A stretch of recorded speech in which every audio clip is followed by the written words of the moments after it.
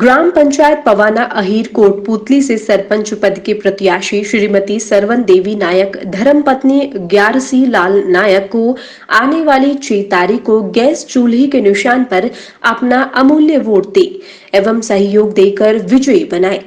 आप दे साथ हमारा, हम करेंगे अपनी पंचायत का विकास। पवाना अहीर ग्राम पंचायत की एक ही आवाज, सरवन देवी नायक देवी, सरवन देवी नायक देवी। नमस्कार, आप देख रहे हैं न्यूज 24 एक्सप्रेस और मैं हूं आपके साथ दीपा राणा। चलिए रुख करते हैं दिन भर की 10 बड़ी खबरों की ओर। गोड्डा जिले के सुंदमारा पंचायत के बाराटान गांव में बालू का अवैध खनन करने पर ग्रामीणों ने विरोध किया। तब ट्रैक्टर मालिक खगेश शाह ग्रामीणों को डरा धमकाकर ट्रैक्टर ले गया और अपनी दादागिरी के बल पर कहने लगा कि तुम लोगों को जो करना है कर लो, हम डरते नहीं है किसी से, और जबरदस्ती ट्रैक्टर ले गया। ग्रामीणों के लाख कहने पर भी नहीं माना, यहाँ तक कि ये तक कह डाला कि प्रशासन मेरा कुछ नहीं बिगाड़ सकता। प्रशासन के कड़े आदेश के बावजूद भी धड़ल्ले से दिन के उजाले में बालू का अवैध कारोबार बरकरार है। पूर्वी चंपारण जिले के सभी मतदान कर्मियों का प्रशिक्षण डीएवी स्कूल बनकट मोतिहारी में कराया जा रहा है। इस प्रशिक्षण के जिला वरीय मास्टर प्रशिक्षक श्री नागेंद्र प्रसाद एवं श्री रमेश कुमार ने बताया कि जिले के करीब 30,000 मतदान कर्मियों को इस प्रशिक्षण में audio video visualisation and hands on के द्वारा प्रशिक्षण दिया जा रहा है। साथ ही कोविड-19 के मद्देनजर रखते हुए अवलोकन कर अपने बूथ पर व्यवस्था करेंगे, जिससे कोरोना वायरस संक्रमण से बचाव हो सकेगा। प्रशिक्षण कोषांग के नोडल पदाधिकारी सह लोक शिकायत निवारण पदाधिकारी पकड़ी दयाल श्री वृंदालाल ने डमी बूथ के बारे में बताते हुए कहा कि डमी बूथ का निर्माण मतदान अधिकारियों को कोरोना संक्रमण के दरमियान कैसे बूथ पर हर एक चीज की व्यवस्था करनी है, इसको निमित्त किया गया है। डमी बूथ के अवलोकन से मतदान अधिकारियों की सारी शंकाओं का समाधान हो जाएगा कि कैसे मतदान अधिकारियों को बैठाना है, पोलिंग एजेंट को कैसे बैठाना है एवं वोटिंग कंपार्टमेंट वगैरह कैसे निर्माण करना है। इन सभी चीजों की जानकारी डमी बूथ के अवलोकन से हो जाएगी। जिला वरीय मास्टर ट्रेनर रमेश कुमार ने बताया कि आज प्रशिक्षण का प्रथम फेज के अंतिम दिन है। पुनः दूसरे चरण में सभी मतदान कर्मियों का प्रशिक्षण 22 अक्टूबर 2020 तक कराया जाएगा। उसके बाद जिले के सभी मतदान कर्मी वास्तविक मतदान कराने हेतु प्रशिक्षित हो जाएंगे। एक बताएंगे इस प्रशिक्षण के बारे में, जो ट्रेनिंग सेंटर है उसके बारे में क्या है, थोड़ा बताइए मुझे। देखिए, ये ट्रेनिंग आपके पूर्वी चंपारण मोतिहारी प्रशिक्षण कोषांग के अंतर्गत ये ट्रेनिंग कराई जा रही है, जिसके हमारे नोडल पदाधिकारी वृंदालाल जी पीजीआरओ पकड़ी दयाल के हैं। उनके साथ वरीय मास्टर ट्रेनर मैं और डिस्ट्रिक्ट मास्टर ट्रेनर हमारे नागेंद्र प्रसाद के साथ 126 मास्टर ट्रेनर की टीम है, जो इस डीएवी बनकट में कमरा संख्या 1 से लेके 37 तक मतदान कर्मियों का प्रशिक्षण करा रही है। इसमें मतदान कर्मियों की व्यवस्था के रूप में बैठ के सुचारू ढंग से ऑडियो वीडियो सहित मैनुअल ट्रेनिंग और हैंड्स ऑन कराया जा रहा है। और इस कोविड-19 के बीच में जो आगामी चुनाव है, इसके लिए एक डमी बूथ का भी आयोजन आपको देखने के लिए मिला, वहाँ पे किया गया है, जिससे लोग काफ़ी प्रभावित हो रहे हैं। और हूबहू उस रूप का ये बूथ का निर्माण भी कराना है। और यहाँ पे टेनिस के लिए चाय बिस्किट की व्यवस्था, पानी की व्यवस्था हर कमरे में की गई है। और मास्टर ट्रेनर्स के लिए भी ये सारी व्यवस्थाएं भोजन पानी की भी है। ट्रेनिंग मेरा एकदम सफलतापूर्वक चल रहा है। और चूँकि आज ये अंतिम है, प्रथम फेज का ये अंतिम है, और इसमें हम लोगों ने करीब जिले के 30,000 मतदान कर्मियों को आज पहले फेज का प्रशिक्षण दे दिया। सेकंड फेज के लिए कब से होगा? सेकंड फेज के लिए 22 तारीख से हम लोग उसका शेड्यूल रख रहे हैं। आपका क्या नाम हुआ? मेरा नाम रमेश कुमार, जिला मास्टर प्रशिक्षक। ठीक। अंबाला से आज एक ऐसा मामला सामने आया है जिसने दोस्ती जैसे पवित्र बंधन को कटघरे में लाकर खड़ा कर दिया है। आपको बता दें कि शहर के कबीर नगर के 20 वर्षीय साजन नाम के एक युवक की मौत का मामला सामने आया है, जिसके बाद मृतक के परिजनों ने मृतक के दोस्तों पर उसकी हत्या करने के आरोप लगाए हैं और बताया है कि कल साजन जिन दोस्तों के साथ गया था, उन्होंने आज सुबह आकर साजन के ऑटो में पड़े होने की खबर उन्हें थी। फिलहाल परिजनों की शिकायत पर पुलिस ने मामले की जांच शुरू कर दी है। 20 साल का साजन बीते रोज कब अपने दोस्तों के साथ घर से निकला तो उसे ये नहीं पता था कि वो घर जिंदा वापस लौटेगा या नहीं। अंबाला में रहने वाले 20 वर्षीय साजन की मृत्यु हो चुकी है। मृत्यु के बाद परिजनों का आरोप है कि साजन के दोस्तों ने उसे जहरीला पदार्थ खिलाकर मारा है। मृतक के भाई ने बताया कि कल सुबह 11 बजे के करीब साजन के 2 दोस्त उसे लेने के लिए आए थे, जिसके बाद वो अपने दोस्तों के साथ घूमने चला गया और सारी रात घर वापस नहीं लौटा। लेकिन आज सुबह 5 बजे के करीब जो दोस्त साजन को लेकर गए थे वही उनके घर आए और कहने लगे कि साजन ऑटो में पड़ा है। मृतक के भाई ने बताया कि जब उन्होंने साजन को देखा तो उसे अस्पताल लेकर आए और अस्पताल में डॉक्टरों ने उसे मृत घोषित कर दिया। फिलहाल मृतक के परिजनों का रो रो कर बुरा हाल है और वे प्रशासन से इंसाफ की मांग कर रहे हैं। क्या नाम है उनके? उनका एक का नाम है दाता, एक का नाम है राहुल। कब ले गए थे इसको बुला के? इसको कल 4 बजे ले गए शाम को बुला के। सुबह 5 बजे टेम्पू में बिठा के छोड़ के मरे हुए को कह रहे तुम्हारा बोना वहाँ पड़ा। सुबह 5 बजे सड़क के ऊपर वो पड़ा के गए तो मेरा दरवाजा पीट रहे कि तुम अपना लड़का चुक लो। बेटा मैं भाग के उठी, लड़का मैं कहा देखूँ तो कहाँ फेंक गए लड़का, ये कह रहे चुक लो कि ऐसे कर रहे। मैं पीछे भागी गई, फिर मैं गई, मैं मुड़ी आई, अंधेरा था। बेटा मैं इधर का दरवाजा खड़का, इधर सोते हैं बंदे, मैंने कहा उठो उठो। डॉक्टर आया था, वो कह रहा ये तो नीला पड़ा है घर पे, दवाई देते सब। तो बेटा वही लड़के बताए, उन्हें कुछ दिया होगा। बेटा कॉलोनी के 2 लड़के हैं, राहुल और मनीष। सुबह इसको ले गए थे घर से बुला के 11 बजे, तो ये पूरा दिन घर नहीं आया, पूरी रात घर नहीं आया। तो लड़के दोबारा आए सुबह 5 बजे, आज सुबह 5 बजे कि तुम्हारा लड़का कैंट पड़ा हुआ था, गिरा हुआ। अब हम टेम्पू में लाए, टेम्पू में पड़ा, इसको ले जाओ चक्के घर के अंदर। ये हम चक्के लाए अस्पताल में तो ये कह रहे मरा हुआ है। कोई बच्चा कबीर नगर से लेकर आए और वो रात को किसी के साथ गया था। अब यहाँ ब्रॉड डेड आया, अभी पता कर रहे हैं, उनके घर जाके अभी देखते हैं। सर कितनी उम्र है बच्चे की, क्या कुछ डिटेल्स हैं? उम्र करीब 21 साल की। सर कोई चोटों के निशान शरीर पर ऐसा कुछ? ना भी कुछ नहीं दिखा, कुछ नीले है जैसे कुछ खा पी रखा। सर परिजन आरोप लगा रहे हैं कि कल दोस्तों के साथ ही गया था और आज सुबह ऐसे सूचना मिली है इन्हें। क्या उन लड़कों की भी पहचान कर ली गई है जिनके साथ गया था? नाम बता रही है, अभी वेरीफाई कर लेते हैं, देखते हैं उनको। दुमका जिले का शिकारीपाड़ा थाना अपने क्रियाकलापों एवं कार्यवाही को लेकर हमेशा चर्चा में रहता है। बीते कल अपराह्न लगभग 3 बजे इलेक्ट्रॉनिक मीडिया का एक पत्रकार अफजल हुसैन शिकारीपाड़ा थाना पुलिस के द्वारा कब्जे में लिया गया। शराब के संबंध में जानकारी लेने के लिए शिकारीपाड़ा थाना पहुंचा तो वहां पर पहले से ही 2 पक्षों की पंचायती हो रही थी और एएसआई लक्ष्मण प्रसाद वहां मौजूद थे। वहीं ग्राम मेनका जी के याकूब अंसारी ने अफजल को बताया कि एएसआई लक्ष्मण प्रसाद ने उसे बेवजह थाने पर बैठाकर रखा है, जबकि उसका इस केस से कोई लेना देना नहीं है। अफजल हुसैन ने तब शिकायतकर्ता महिला से पूछा तो उस महिला ने भी बताया कि याकूब अंसारी का इस केस से कोई लेना देना नहीं है। अफजल हुसैन ने एएसआई लक्ष्मण प्रसाद को पूछा कि जब इस युवक का इससे कोई लेना देना नहीं है तो फिर उसे क्यों बिठा कर रखा है, वो ट्यूशन पढ़ाने जाएगा, कृपया उसे छोड़ दें। इतना कहना था कि एएसआई लक्ष्मण प्रसाद अपने आपे से बाहर हो गए और उग्र होते हुए लात घूंसों से अफजल हुसैन की जमकर पिटाई कर दी। मौके पर मौजूद एक अन्य पत्रकार तथा लोगों ने किसी तरह अफजल हुसैन को वहां से अलग किया। झारखंड में यदि पुलिस थाने में पत्रकार सुरक्षित नहीं है, पत्रकारों पर हाथ उठाया जाता है तो आम लोगों की यहाँ क्या स्थिति होती होगी, ये समझा जा सकता है। यहाँ झारखंड के दुमका जिले में पुलिस के कृत्य से लगता है कि फिलहाल जंगल राज कायम होने की ओर है। अफजल हुसैन तथा पत्रकार संघ दुमका ने पुलिस के वरीय पदाधिकारियों को ज्ञापन देकर दोषी एएसआई पर कार्यवाही की मांग की तथा तब तक कार्यवाही नहीं होती तब तक काला बिल्ला लगाकर कार्य करने का निर्णय लिया। मसलिया में पूर्व मुख्यमंत्री व भाजपा के वर्तमान राष्ट्रीय उपाध्यक्ष रघुवर दास का दौरा मसलिया मोहलबना दलाली शनिवार को रहा। मुख्य रूप से दलाही उच्च विद्यालय मैदान में उज्ज्वला दीदियों की चौपाल में पहुंचे थे। इसके पश्चात सामचरा के मोहलबना गांव पहुंचे, जहां उनका आदिवासी रीति रिवाज के अनुसार भव्य स्वागत किया गया। मध्याह्न भोजन कार्यकर्ता संतोष मुर्मू के घर में हरे पत्तल में मिट्टी के बर्तनों से बना शाकाहारी भोजन जमीन पर बैठकर ग्रहण किया। खटिया में बिछावन बिछाया। आम पेड़ के छांव में आराम करने से पूर्व व्रजासन में बैठे उपस्थित ग्रामीणों की भीड़ को एक संदेश दिया और कहा कि भोजन को पचाने के लिए 5 मिनट व्रजासन में बैठे, छोटों से डोभो जोहार लेकर पुनः अपने गंतव्य के लिए निकल पड़े। उनका इस तरह का व्यवहार को देखकर एक क्षण के लिए लोग स्तब्ध रह गए कि हमारे पूर्व मुख्यमंत्री भी इतने सरल थे। मौके पर उनके साथ दर्जनों कार्यकर्ता मौजूद रहे।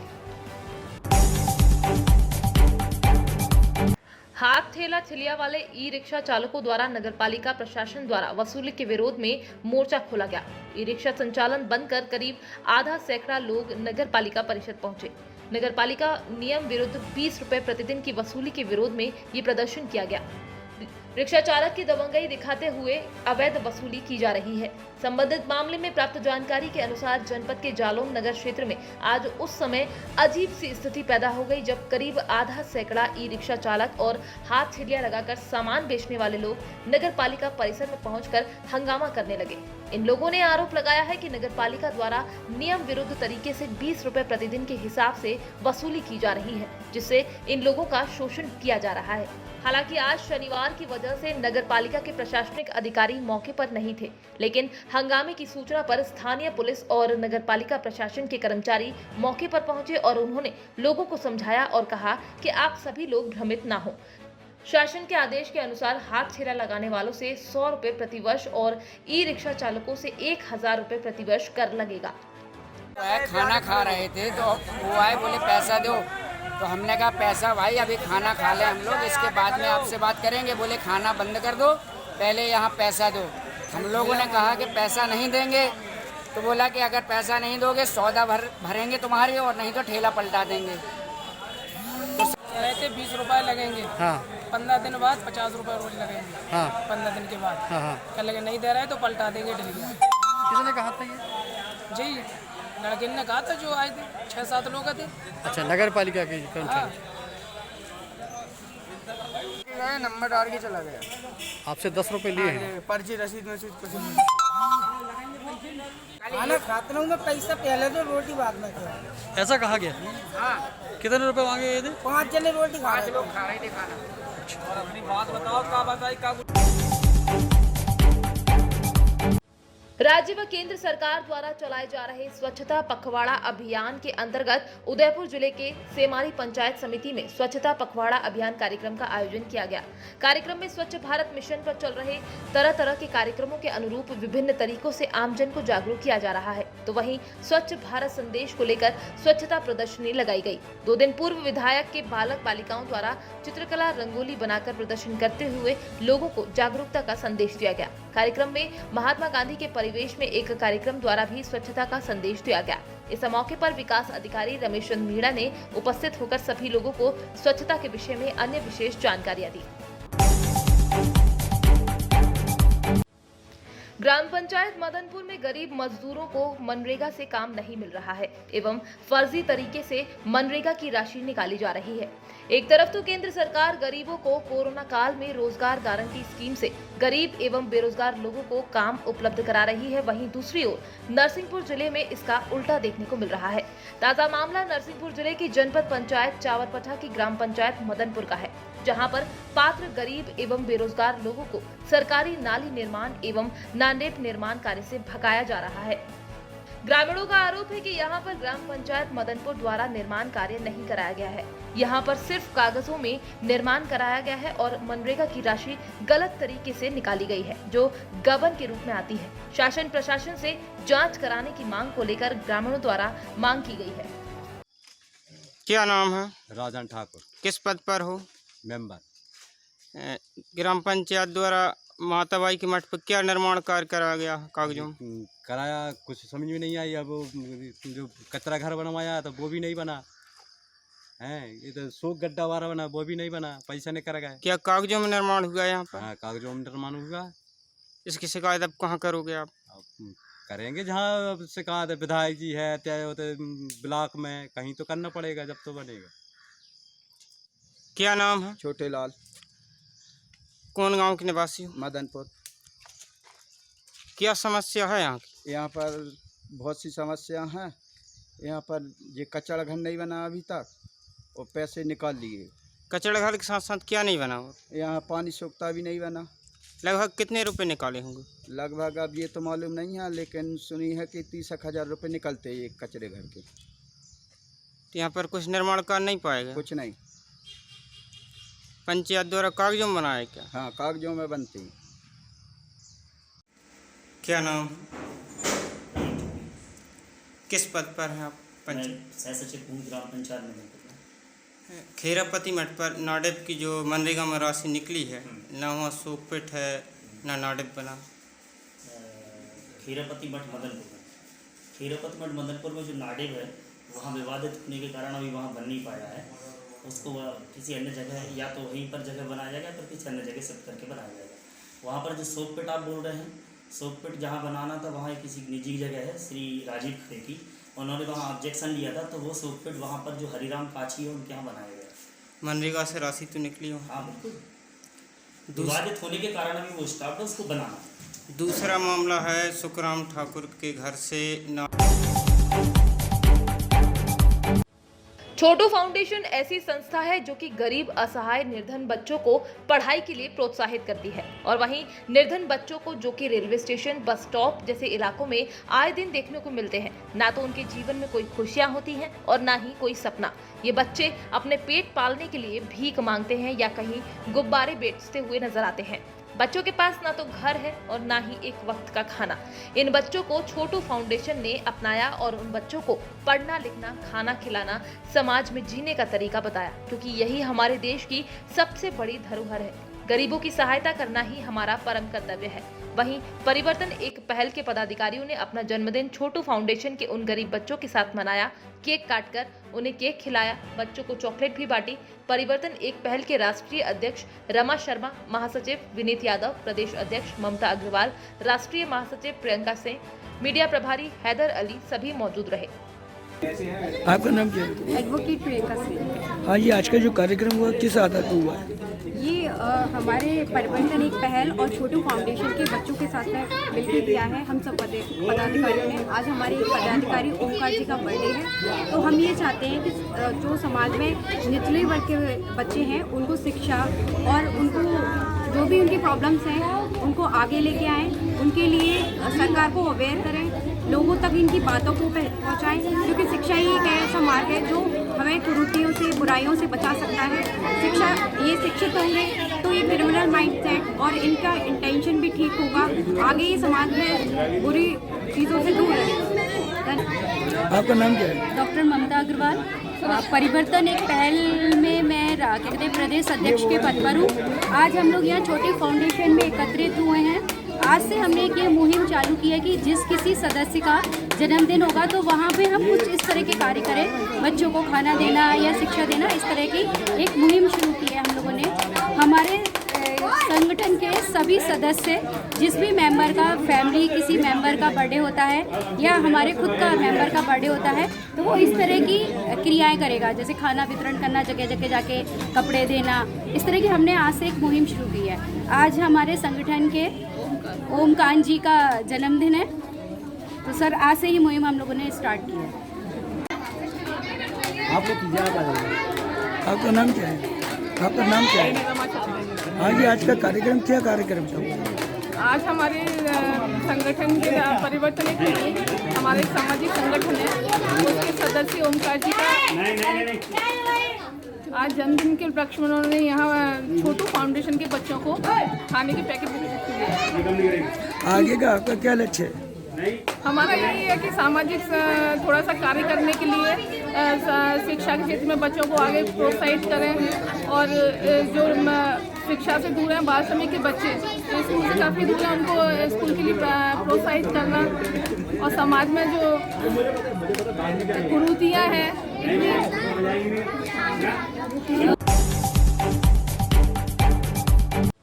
भारतीय किसान एकता मंच द्वारा जिला अध्यक्ष राधाकिशन, जिला प्रभारी शाकिर मंसूरी, जिला महासचिव प्रदीप जैन, पीपी नगर अध्यक्ष आमिर हसन, छत्तीसगढ़ से आए नूरुल हुदा, मीडिया प्रभारी अनुज जैन, शाकिर मंसूरी, सिकंदर शाह ने स्टेशन रोड जिला कार्यालय पर पूर्व जिला अध्यक्ष समाजवादी पार्टी करवला कमेटी अध्यक्ष हिकम उल्ला खान का माला, पगड़ी और शील्ड देकर सम्मान किया। जिला अध्यक्ष राधाकिशन ने कहा कि कोरोना के चलते जो गरीब असहाय परिवार थे, जिनके घर घर जाकर खाना, दाल, चावल, आटा, तेल पहुंचाया, ऐसे महान व्यक्ति का मान सम्मान करना हमारे लिए बड़े गर्व की बात है।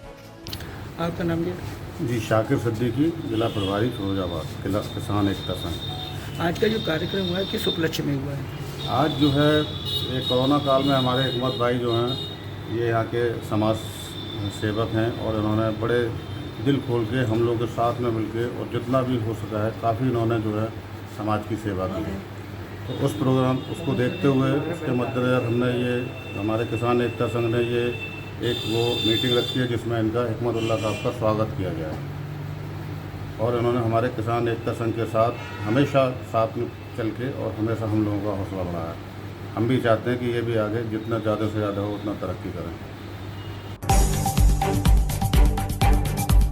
झांसी में आज भारतीय किसान यूनियन व किसान कांग्रेस के संयुक्त तत्वाधान में कृषि विधेयकों के विरोध में किसानों की समस्याओं को लेकर प्रधानमंत्री को संबोधित कर जिला अधिकारी को ज्ञापन सौंपा। किसान कांग्रेस के प्रदेश अध्यक्ष शिवनारायण सिंह परिहार के नेतृत्व में दर्जनों किसानों ने कलेक्ट्रेट में जोरदार प्रदर्शन करते हुए अपनी मांगों से संबंधित ज्ञापन जिला अधिकारी के माध्यम से भेजा।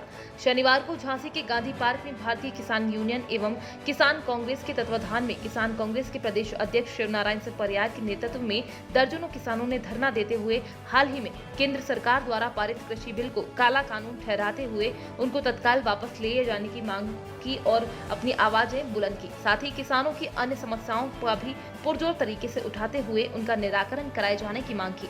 धरना प्रदर्शन के बाद कलेक्ट्रेट में जाकर प्रधानमंत्री की संबोधित ज्ञापन जिलाधिकारी झांसी के माध्यम से प्रेषित करने हेतु सौंपा गया। मेरा नाम नथू सिंह तोमर है। तो आप लोग किसान हो, क्या समस्या लेके बैठे आज आप लोग? आज हम लोग जो है महात्मा गांधी की मूर्ति के समीप हम लोगों ने एक सत्याग्रह है। हम लोग शांति से ये आंदोलन कर रहे हैं कि हमारे जो किसानों का जो ये विधेयक सरकार लाई है उसको पुनर्विचार करके हम माननीय प्रधानमंत्री जी से अनुरोध करते हैं कि इसको पुनर्विचार करें और जो किसान हित की बात छूट गई है उसमें पुनः जोड़ते हुए इसमें जो है इस कानून को जो है बदलें, क्योंकि वो किसानों के हित में नहीं है और जो MSP है उसमें ख़ास तौर से जो व्यापारी हैं उनको लाभ है। किसान इसमें जो है घाटी में जाएगा। तो मैं उनसे अनुरोध करता हूँ इस माध्यम से सत्याग्रह के माध्यम से कि इनको पुनः विचार करें और किसानों के हित में ये संशोधन वापस लें। और कई समस्याएँ बुंदेलखंड में हैं। यहाँ किसानों को जो बिजली की जो कनेक्शन है वो चूँकि यहाँ कुओं में पानी कम है तो छोटे छोटे जो है हॉर्स पावर के कनेक्शन यहाँ बुंदेलखंड में सरकार को देना चाहिए और किसान ईमानदारी से उनका बिल देगा, बिजली चोरी नहीं होगी। तो मैं योगी सरकार जी से, माननीय योगी से, मुख्यमंत्री से अनुरोध करता हूँ इस सत्याग्रह के माध्यम से कि किसानों को छोटे छोटे कनेक्शन दिए जाएँ जिससे कि उनकी सिंचाई हो सके। जय हिंद भारत। आपका नाम बताओ। शिवनारायण सिंह परिहार। आज आप लोग काय के लिए बैठे जरा? देखिए, आज हमारा झांसी के गांधी पार्क में एक दिवसीय सत्याग्रह है किसानों की समस्याओं को लेकर, जहां एक और केंद्र की मोदी सरकार ने कृषि विधेयक बिल आनन फानन में पारित करके किसानों के ऊपर एक ये काला कानून थोप दिया है। उस कानून को लेकर पूरे उत्तर प्रदेश के अंदर किसानों में भारी आक्रोश है। हम चाहते हैं कि केंद्र सरकार ये अपना काला कानून वापस ले। अगर ये कानून वापस नहीं ले रही है तो आने वाले दिनों में बहुत भयंकर आंदोलन, धरना प्रदर्शन, चक्का जाम होगा। दूसरी हमारी समस्या ये है कि 2022 में मोदी सरकार कह रही है कि हम किसानों की आमदनी दुगनी कर देंगे, लेकिन झांसी जिले के अंदर लगभग 15,000 किसानों का बीमा क्लेम सरकार ने हड़प लिया। हम कैसे मान लें कि किसानों की आमदनी दुगनी होगी? ऐसे कई समस्याओं को लेकर आज हम लोग बैठे हैं। भ्रष्टाचार चरम पर है, किसानों की सुनने वाला कोई नहीं है। किसान अब रोड पे उतरने के अलावा उसके पास कोई चारा नहीं। फिलहाल खबरों में इतना ही, लेकिन ऐसे ही तमाम बड़ी खबरों से अपडेट रहने के लिए देखते रहिए न्यूज़ 24 एक्सप्रेस। नमस्कार। ग्राम पंचायत खेड़की वीरभान कोटपुतली से शिक्षित, कर्मठ, योग्य, जुझारू, प्रयत्नशील सरपंच पद के प्रत्याशी श्रीमती संतोष देवी को आने वाली 6 अक्टूबर 2020 को ग्लास के निशान पर अपना अमूल्य वोट एवं सहयोग देकर विजयी बनाएं। आप दे साथ हमारा, हम करेंगे अपनी पंचायत का विकास। खेड़की ग्राम पंचायत की एक ही आवाज, संतोष देवी।